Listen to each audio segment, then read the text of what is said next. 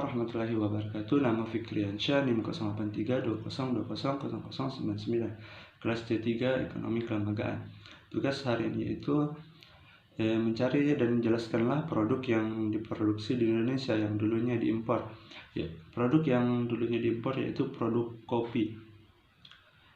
Estimasi kopi Indonesia pada tahun 2021 mencapai 765.000 ton per tahun berdasarkan data dari Direktorat Jenderal Perkebunan.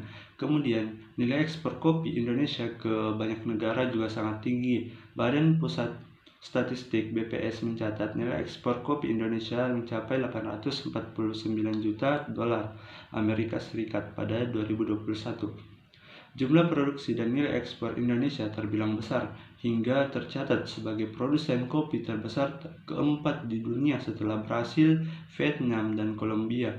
Namun, Indonesia diketahui masih mengimpor kopi dari luar. Berdasarkan data BPS, total volume impor kopi dan produk turunnya ke Indonesia sebesar 12,35 juta kilogram dalam 9 bulan pertama tahun 2021. Namun, ada perbedaan mencolok antara kopi ekspor dengan impor. Kopi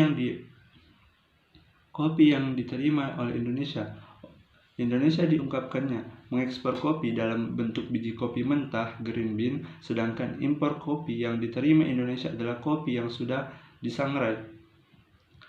Tentunya ada impor kopi, tetapi lebih banyak ekspornya sebagai green bean. Kalau buat brand kopi tertentu, mereka pembeli green bean dari Indonesia karena kualitasnya luar biasa.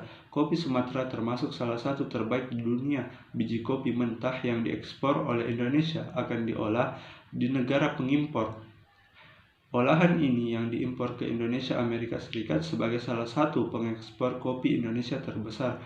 Umumnya akan mencampur biji kopi Nusantara dengan biji kopi dari negara lain.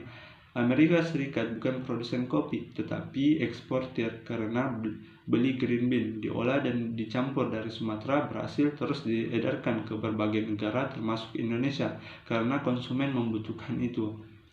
Perkembangan ekosistem bisnis kopi. Ekosistem produksi dan bisnis kopi ekspor menurut harus dikembangkan mulai dari hulu ke hilir.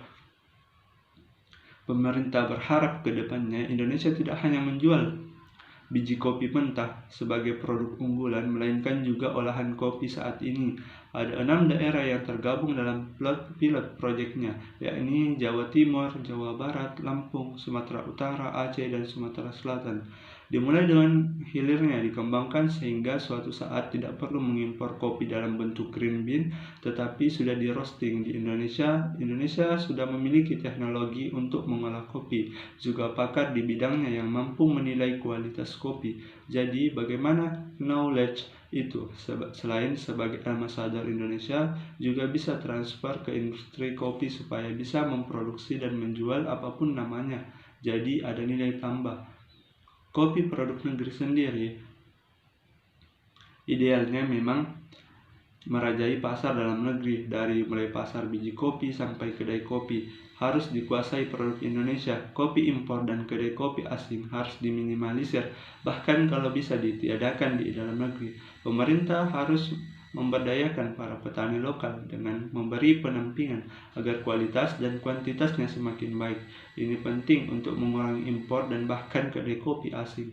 Impor harus dikurangi terutama dari Brasil. Peminat kopi kini sedang melejit angkanya di tanah air. Ini harus diimbangi peningkatan produksi kopi di dalam negeri. Lahan perkebunan dan tanaman kopi harus dilakukan peremajaan untuk memenuhi kebutuhan pasar kopi domestik, bahkan dunia. Tinggal sekarang bagaimana mengelola perkebunan kopinya. Kopi asli Indonesia sangat dikenal dunia dan kapal api telah mengambil sebagian pasar ekspor kopi Nusantara itu. Sekian penjelasan dari saya, kurang lebihnya maafkan. Wabillahi taufiq wal hidayah. Wassalamualaikum warahmatullahi wabarakatuh.